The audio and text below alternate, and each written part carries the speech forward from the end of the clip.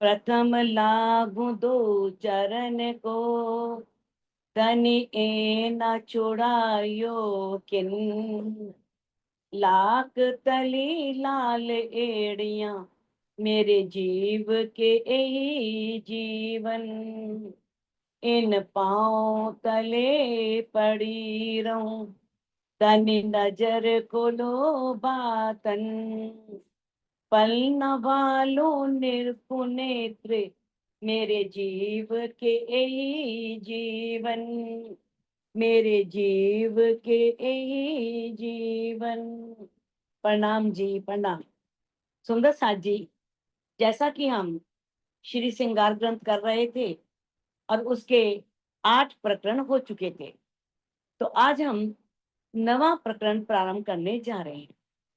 अब 9वें प्रकरण में भी जो आपने 7वें 8वें प्रकरण में देखा किस तरह से दामदनी मामती जी के दाम हृदय में विराजमान होकर के रूहों को बता रहे हैं कि जिन रूहों की धनी से निस्बत है वो किस तरह से धनी के चरण कमलों को कभी नहीं छोड़ती।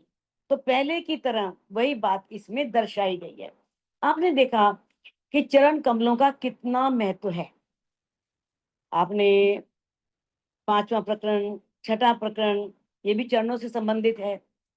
अब आपने देखा कि 7वां 8वां प्रकरण भी निस्बत से संबंधित है। बताया है कि निस्बत इन चरण कमलों को अपने हृदय में बसा करके कितने सुख लेती है। तो अब 9वें प्रकरण में भी वही बात बताई गई है कि जो ब्रह्म सृष्टि है उसका अपने धामधनी के साथ आत्मिक संबंध है। इसी बात को दर्शाया गया है। अर्स अंदर सुख दे वही, जो रूहों दिल उपजत। दामदनी अक्षरातीत इंद्रावती जी के दाम हृदय में बैठ करके बता रहे हैं कि किस तरह से दामदनी जैसा रूह अपने दिल में लेती है वैसे ही परम धाम के सभी सुखों को देते हैं। कहते अर्थ अंदर, अंदर के मतलब यानी कि परम धाम के अंदर मूल मिलावा है, 9 भौम 10वीं आकाशी है, 25 पक्ष हैं। वहां पर जो रूहें धामधनी के साथ संबंध होते हुए जो सुख धनी के साथ उन लीलाओं में लेती हैं, जैसा उनके दिल में आता है राजी वैसे ही सुख उसे देते हैं।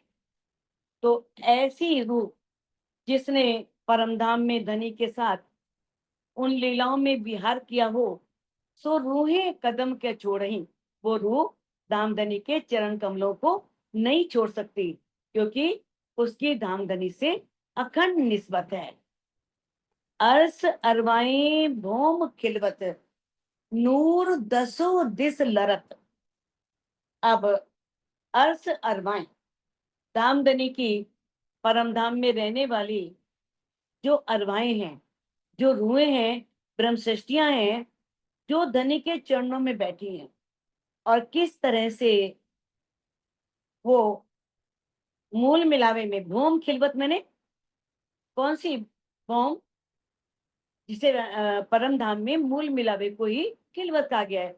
तो कहते हैं जो मूल मिलावे में धनी के चरणों में बैठी हुई है और किस तरह से दसों दिशाओं में, 10 दिशाओं के बारे में आप जानते ही हो कि 10 दिशाएं कौन सी हैं। पूर्व, पश्चिम, उत्तर, दक्षिण, 4 तो ये हो गई और एक हो जाते हैं हमारे जो 4, जैसे अग्नि कौन है, नैऋत्य कौन है, वायव्य कौन है, ईशान कौन है, और 2 ऊपर और नीचे।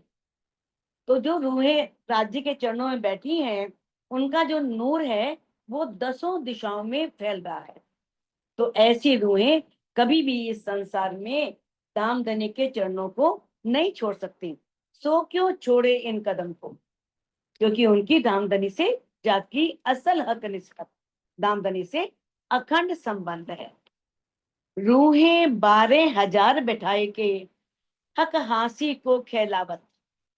अब दामदनी अक्षरातीत रूहों को अपने चरणों में बैठा करके, 12,000 रूहों को उन्होंने अपने चरणों में बैठाया हुआ है। बैठी हुई हैं रूहें मूल मिलावे में, और रूहों पर हंसी करने के लिए खेल खिला रहे हैं। जैसा किरंतन में भी प्रकरण आता है, सात संबंधी चेतियो ए हांसी का है ठोर, मूल वतन धनी को छोड़कर कहाँ देखत हो। और दानी सावचेत कर रहे हैं कि है रूहों, भूलो मत, जिस ब्रह्मांड में आए हो ना, ये हंसी का ही स्थान है, यहाँ पर हंसी होनी है। अगर रूहों को राजी याद नहीं आएंगे तो परम धाम में जाकर के कितनी हंसी होगी। तो कहते हैं ये हंसी का खेल खिलाने के लिए, रूहों पर हंसी करने के लिए, हंसी करने के लिए इश्क उड़ा दिया, हंसी करने के लिए ही धनी इस माया के ब्रह्मांड में आए, क्योंकि रूहें समझ ही नहीं पा रही थी परम धाम में। उन्हें बस एक ही बात थी, इश्क हमारा बड़ा है, इश्क हमारा बड़ा। अब राजी कहते कैसे समझाऊं इनको, ये मेरे इश्क को तो कोई समझती नहीं है। कहती है हम ही तो राजी को रिझाती हैं, राजी कैसे कह रहे हैं मेरा इश्क बड़ा है। तो कहते हैं वो किस तरह से हमें इस माया के ब्रह्मांड में लाए, सो रूहें कदम क्यों छोड़ही। अब वो रूहें जो मूल मिलावे में दामदनी के चरणों में बैठी हुई हैं, जिनके मूल तन परम धाम में है, वो रूहें धनी के चरण कमलों को कभी भी नहीं छोड़ सकते। धनी के चरण कमल उन्हें कभी भी भूल नहीं सकते, क्योंकि दामदनी से उनकी अखंड निस्बत है। ले सुख चे बच्चे भूम दूसरी, मोहल बारे सहस्त्र जित। ले सुख चे बच्चे, भूम दूसरी। अब दूसरी भूम कौन सी है, बुलबनी की। और बुलबनी में क्या बनी हुई है, खड़ोकली, जिसमें रूहें राजी श्यामा जी जब वो लीला करते हैं बुलबनी के महलों में, और उसके पश्चात खड़ोकली में जाकर के स्नान करते हैं और पास के मंदिरों में वस्त्र पहनते हैं। तो कहते हैं कि ले सुख चे बच्चे भौम दूसरी। अब दूसरी भौम में खड़ोकली में स्नान का सुख लेने वाली मोहोल 12 सहस्त्र जित। बुलवनी में कितने महल हैं, 12,000, जहां पर 12,000 महल बने हुए हैं। ऐसे कांच के सुंदर बुलवनी के मंदिर में, बुलवनी के मंदिरों में अपने प्रीतम के साथ, अपनी सखियों के साथ बुलवनी के सुख लेने वाली वो रूहें सो क्यों छोड़े रूहें कदम को। तो वो रूहें अपने प्रीतम के चरणों को इस माया के ब्रह्मांड में क्यों छोड़े, क्योंकि उनकी दामदनी से असल निस्बत है, दामदनी के साथ उनका अखंड संबंध है। रूहें तीसरी भौम चढ़ के बड़े जरों को आवत। अब रूहें जब तीसरी भौम में आती हैं, कहां पर, तीसरी भौम की परशाल पर राजी श्यामा जी सखियां सब आती हैं। और किस तरह से फिर वहां पर जो बाहर जो थंब लगे हुए हैं ना, जैसे हीरा का है, माणिक है, पुखराज है, पांच और नीलवी, तो वहां पर कठेड़ा है, और उन वो थंब लगे हैं, वहां से रूहें बाहर की ओर झांकती हैं, देखती हैं। तो उसी परशाल को ही झरोखा कहा है, बहुत बड़ा झरोखा, 10 भौम के झरोखे हैं वो, इतने बड़े झरोखे, जहां से राजी श्यामा जी रूहें सब खड़े होकर के सारे पशु पक्षियों को देखते हैं। कितनी सुंदर वहां पर लीला होती है। तो कहते हैं सो क्यों रहे हक कदम बिना, जिन्होंने उस तीसरी भौम में धनी के साथ सुख लिए हों, वो रूहें इस सपने के ब्रह्मांड में अपने प्रीतम के चरण कमलों को कैसे छोड़ सकती हैं, क्योंकि उनकी धामधनी से अखंड संबंध है। कई इंड पलते पैदा फना, जिन कादर एक कुदरत। कहते हैं जिस अक्षर ब्रह्म, कादर बोलते हैं जो सामर्थ्यवान है, शक्तिशाली है, जिसने सारे इस कुदरत को बनाया है। तो किस तरह से वो जो सामर्थ्यवान अक्षर ब्रह्म है ना, जो सबसे समर्थ है, और किस तरह से इन ब्रह्मांडों को बनाता है, मिटाता है, एक पल में पैदा करता है, एक पल में मिटा देता है। करोड़ों ब्रह्मांड ऐसे एक पल में बनते हैं और मिट जाते हैं। तो बताया है वो अक्षर ब्रह्म, जो योग माया के ब्रह्मांड में जिसकी सत्ता है, जो सारे ब्रह्मांड को बनाता है, वो भी कहते हैं ये आगे मुजरे इन स्वरूप के, इन स्वरूप के यानी कि अक्षरातीत को, अक्षरातीत का दर्शन करने के लिए वो अक्षर ब्रह्म भी आते हैं। अक्षर ब्रह्म भी वहां पर जब आते हैं तीसरी भूमि की परशाल पर, तो किस तरह से अक्षर ब्रह्म भी अपनी पूरी सेना के साथ बड़े गाजे बाजे बजा करके और धामधनी का दर्शन करने के लिए आते हैं, और वहां से दर्शन करके वहीं से झरोखों से दर्शन करते हैं। एक वही जगह तो है जहाँ राजी कैसे बैठते हैं, पश्चिम की ओर मुख करके, उनकी पूर्व की ओर पीठ होती है, आगे सखियां बैठी होती हैं, राजी बैठे हैं कुर्सी पर, सखियां नीचे हैं। कहां से दिखाई देंगे अक्षर ब्रह्म को? ये लीला है उनकी। और किस तरह से उनका उधर सिर है जिधर वो अक्षर ब्रह्म आएंगे, पीठ है उधर, और जैसे ही वो आते हैं तो थोड़ा सा मुख यूं कर लेते हैं बस, और आंख यूं कर देते हैं, प्रणाम स्वीकार कर लेते हैं बस। अक्षर ब्रह्म को दिखता नहीं है कौन बैठा है, कौन है, क्या लीला चल रही है अंदर, कुछ पता नहीं। बस वो तो दीदार करने आता है, हल्का सा दीदार मिलता है, और दीदार करके वहां से वापिस चले जाते हैं अक्षर ब्रह्म। कहते हैं जाकी असल हक निस्बत, वो रूहें कभी भी उन प्रीतम के चरणों के बिना नहीं रह सकती, क्योंकि धामधनी से उनका अखंड संबंध है। कहते हैं नूर मकान से आवे दीदार को, नूर मकान का है अक्षरधाम को, जहाँ अक्षर ब्रह्म रहते हैं उसे नूर मकान भी कहा गया है।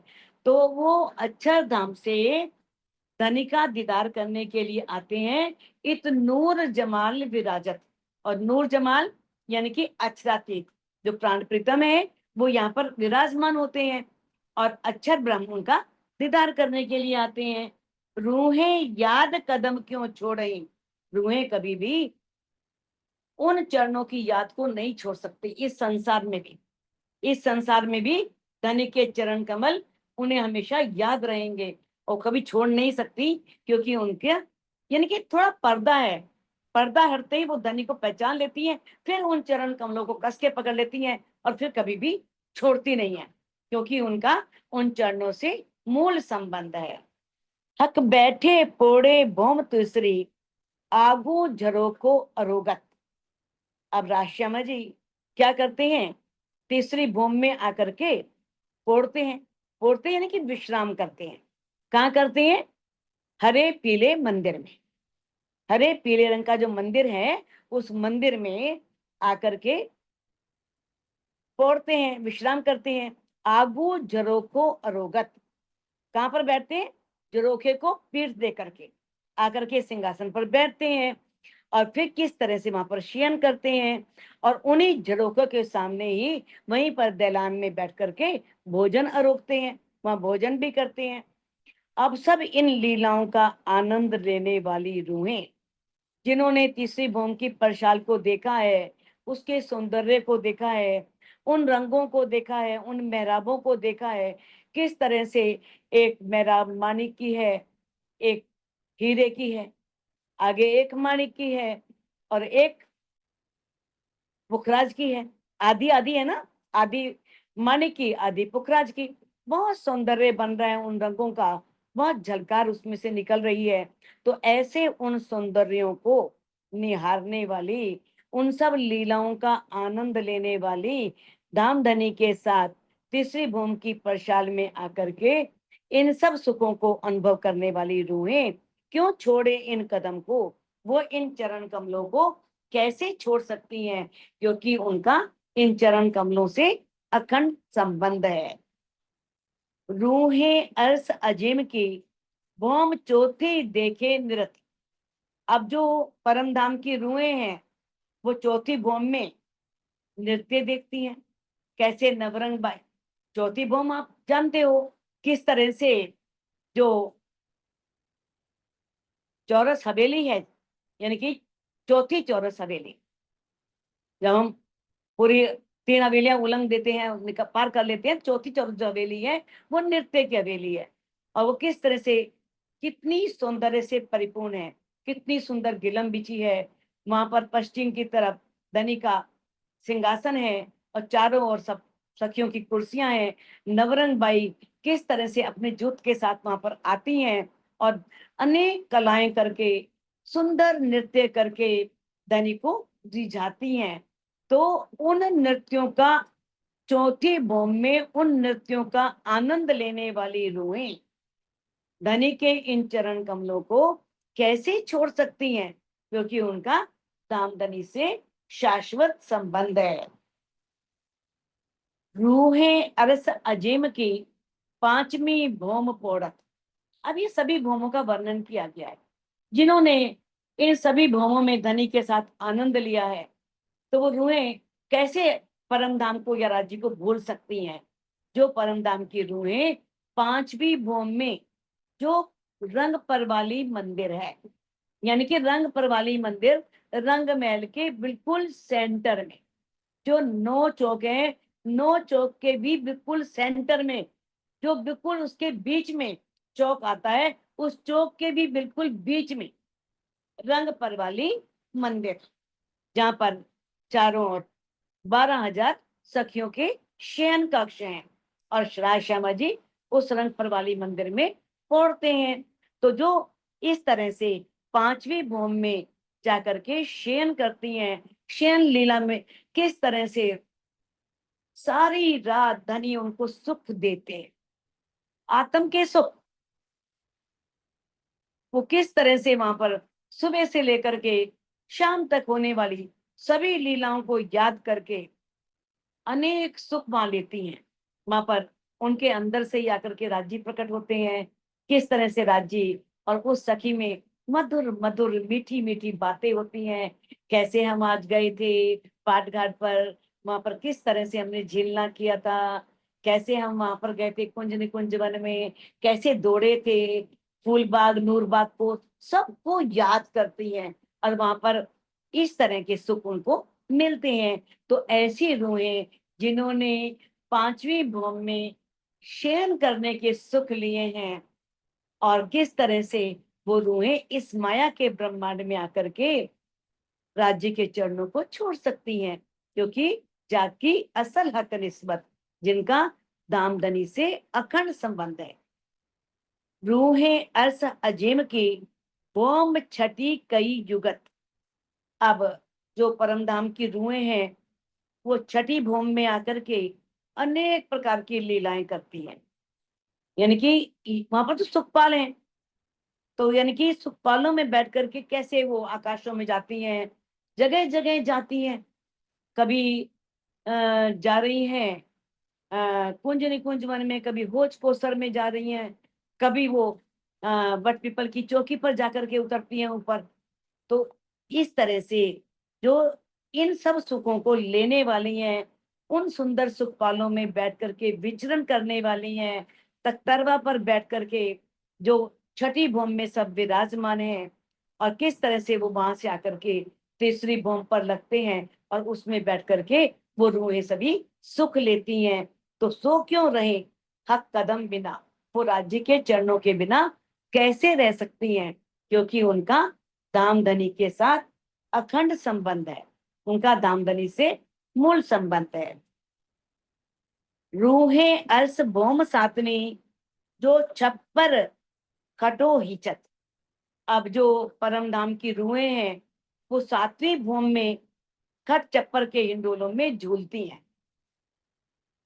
7वीं भौम में खट चप्पर के हिंडोलों में झूलती हैं। सो सुपने कदम न छोड़ई। तो उन सुंदर खट चप्पर के हिंडोलों को, जो हमने ज्ञान द्वारा जाना धनी की ब्रह्मवाणी से, उन सुखपालों की तख्तरवों की, और किस तरह से उन खट चप्पर के हिंडोलों के सौंदर्य को देखा कि कितने सुंदर वो हिंडोले हैं, और जो साक्षात उन हिंडोलों में बैठ करके झूल रही हैं अपने प्रीतम के साथ। तो ऐसी रूहें इस सपन के ब्रह्मांड में भी धनी के चरण कमलों को नहीं छोड़ सकती, उनसे धनी के चरण कमल नहीं छूट सकते। रूहें ए अर्स भूम आठवीं, साम सामी हिंडोले खटखट। अब आठवीं भूम में आप जानते हो किस तरह से आमने सामने हिंडोले हैं। आमने सामने जो थंबों की मेहराबें हैं, उन मेहराबों में झूले पड़े हैं, और उसके बीच में यानी कि 6,000 इस तरफ और 6,000 दूसरी तरफ, तो दोनों तरफ जो हैं वो 12,000 हिंडोले हैं। जैसे सातवीं भूम में थे वैसे ही आठवीं भूम में है। कितने? 12,000। और बीच में जो बीच की मेहराब आती है उसमें 6,000 हिंडोले हो गए। तो 18,000 हिंडोले कहाँ आते हैं? आठवीं भूम में, जो आमने सामने जिसमें 4 ताली के हिंडोले लगते हैं। तो उन 4 ताली के हिंडोलों में झूलने वाली, धामधनी के साथ वहां पर विहार करने वाली, उन आनंदों का अनुभव करने वाली, ये रूहें सुपने कदम न छोड़े। ये रूहें इस सपन के ब्रह्मांड में इन चरण कमलों को नहीं छोड़ती, क्योंकि उनका धामधनी से अखंड संबंध है। अर्स रूहें सुख नवमी भूमि, सुख सिंहासन समस्त।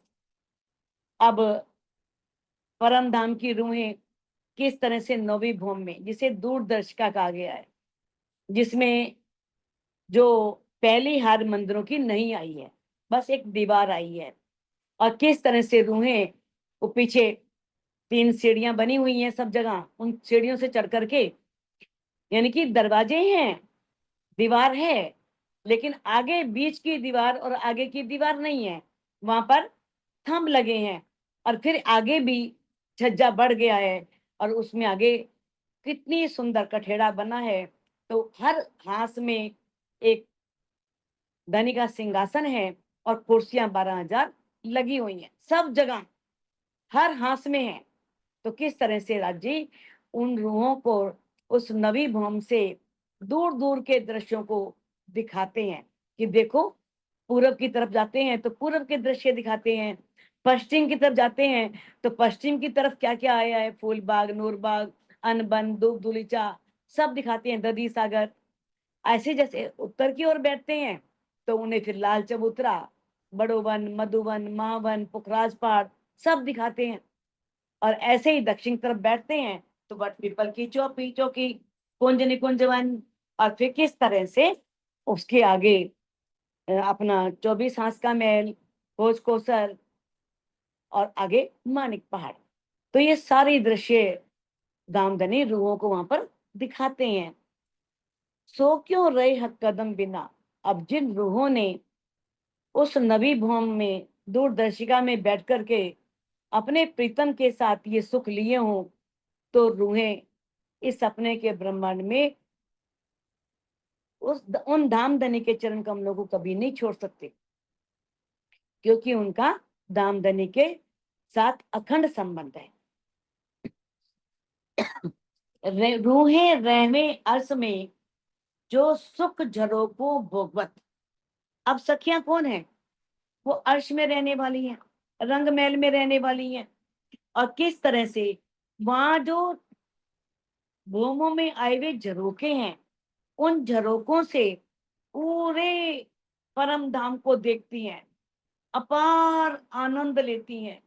किस तरह से झरोकों में बैठती हैं और सामने सुंदर ब्यार चल रही है, हवा चल रही है सुंदर, और किस तरह से डालियां झूम रही हैं, कैसे सब जो आसपास के हैं सभी छज्जे बढ़ करके सबने मिलान किया है, और फिर किस तरह से वो उन झरोकों से ही बाहर निकल जाती हैं और उन पर पहुंच जाती हैं।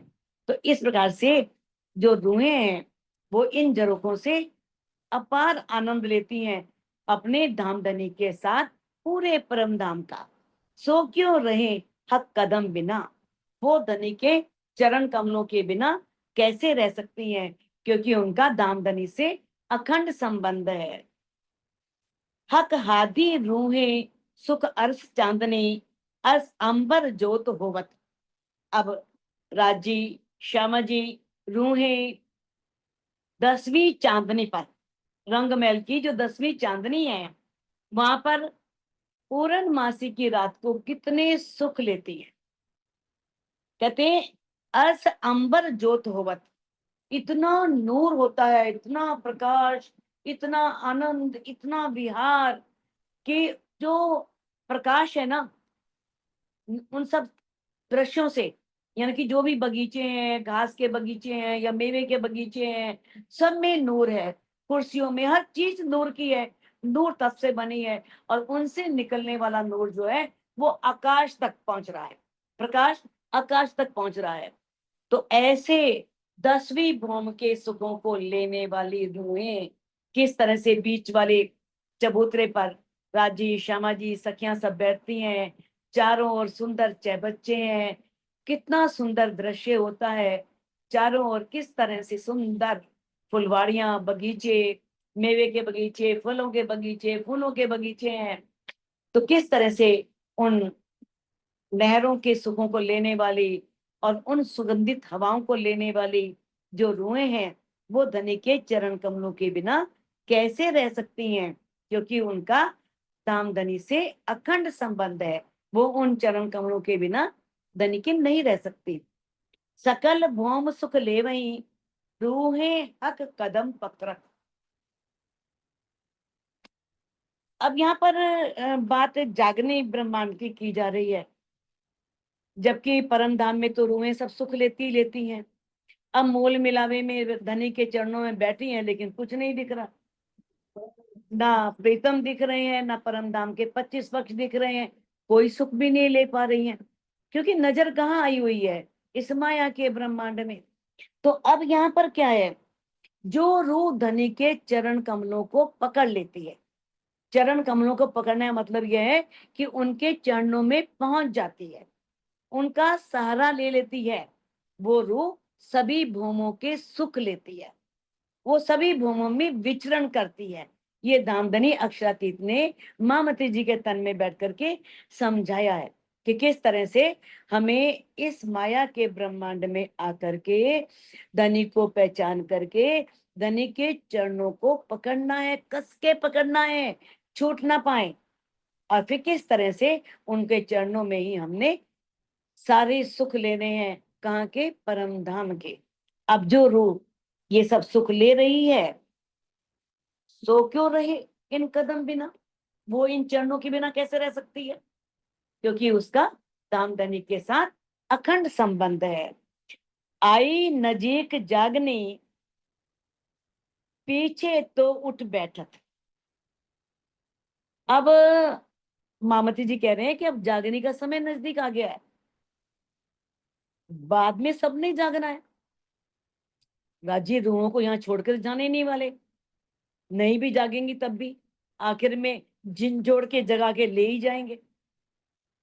लेकिन कहते हैं हंसी होसी भूली पर, लेकिन हंसी होएगी, जो रू यहाँ भूली रहेगी ना, धनी को याद नहीं करेगी, धनी को पा नहीं पाएगी, और अंतिम समय में आंख मलती भी उठेगी, तो उसकी कितनी हंसी होनी है।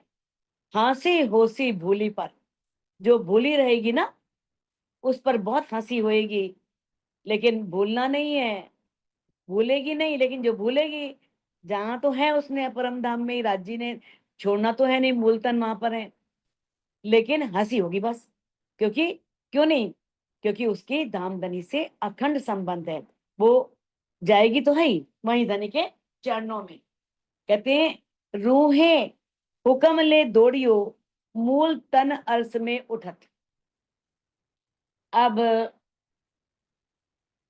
मामती जी कह रहे हैं कि है रूह, है परम धाम की आत्मा हो, पर आत्म तो धनी के चरणों में बैठी है, सुरता यहाँ पर आई है, उन्हीं को संबोधित किया जा रहा है कि तुम अब धनी का आदेश का बल लो, हुक्म का बल लो। राज्य ही हुक्म है, बल राज्य का ही लेना है, बल आत्म बल लेना है, आत्म बल अपने ईश का बल, कि मैं धनी की अर्धांगिनी हूं। रूहें हुक्म ले दौड़ियो, तुम धनी के आदेश का बल लेकर के कहाँ दौड़ो, अपने आत्म जागृति की ओर, अपनी आत्म को जगाओ। वही आत्म जागी मानी जाएगी जो इस ब्रह्मांड में अपने अंदर की दृष्टि से दामदनी को देखेगी, दामदनी से बातें करेगी, दामदनी की बातें सुन पाएगी। तो अब कह रहे हैं मूल तन अरस में उठत। अब जब जागृत हो जाएंगे तो हमें अपने परम धाम में, अपने मूल तनों में तो जागना ही जागना है। तो देखो, पर आत्म की जागनी तो एक साथ होनी है। ये नहीं कि इस ब्रह्मांड में कोई रूह जाग गई तो उसकी परात्म जाग कर बैठ गई। नहीं, भाव क्या है कि वो रूह अपनी पर आत्म को देख लेगी। ये है भाव इसका। यहाँ जो कहा है ना, तन अर्श में उठत, उसका तन अर्श में उठ जाएगा। तन में अर्श में उठने का मतलब ये नहीं कि परात्म उठ के खड़ी हो जाएगी, नहीं, अपितु वो अपने मूल तन को देख लेगी, अपनी परात्म को देख लेगी। है ना, कहा है ना,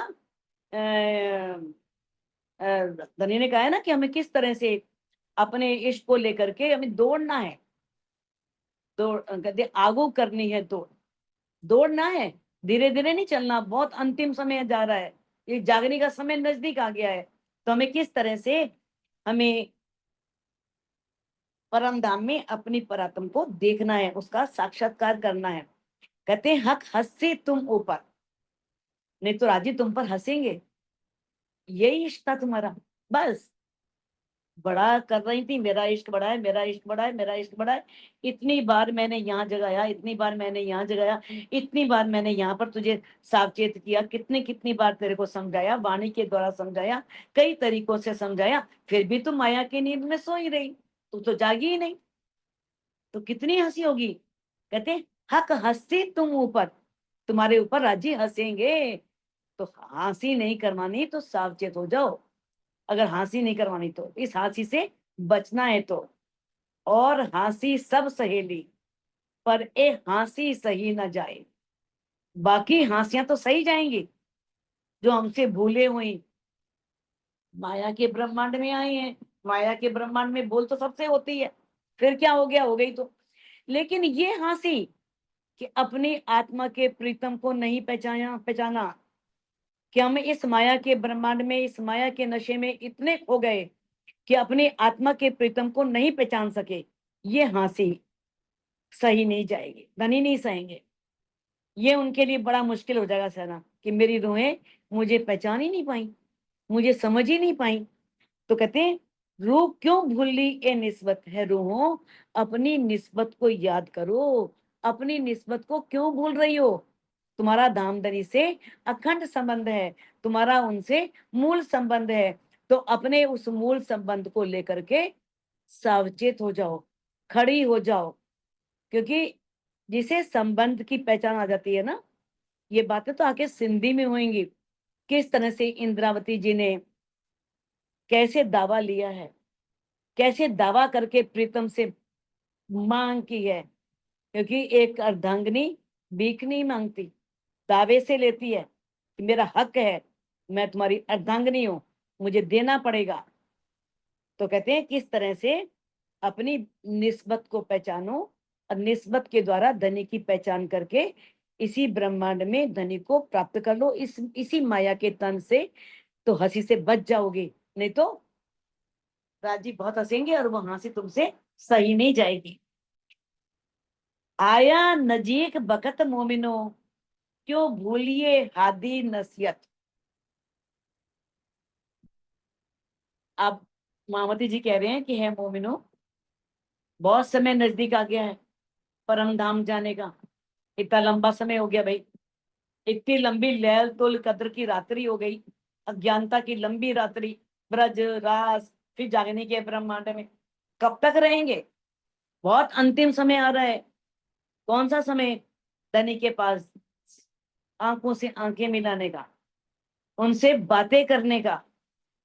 तो तुम्हें जो हादी ने नसीहत दी है, हादी कौन, श्यामा महारानी, धनी देवचंद जी, उन्होंने इस ब्रह्मवाणी में जो मार्गदर्शन किया है, जो सिखापन दिया है, धनी ने हमें हर तरह से सावचेत किया है, हर तरह से सावधान किया है। उन्होंने ये भी कह दिया कि कहते इश्क नहीं आ रहा, इश्क नहीं आ रहा। धनी साहब कह रहे हैं इश्क क्यों नहीं आ रहा? भाई इश्क तो आएगा, हमें कौन सी राह चलनी है? हमारी हादियों वाली राह चलनी है, जो हमारे हादी ने चल के दिखाई।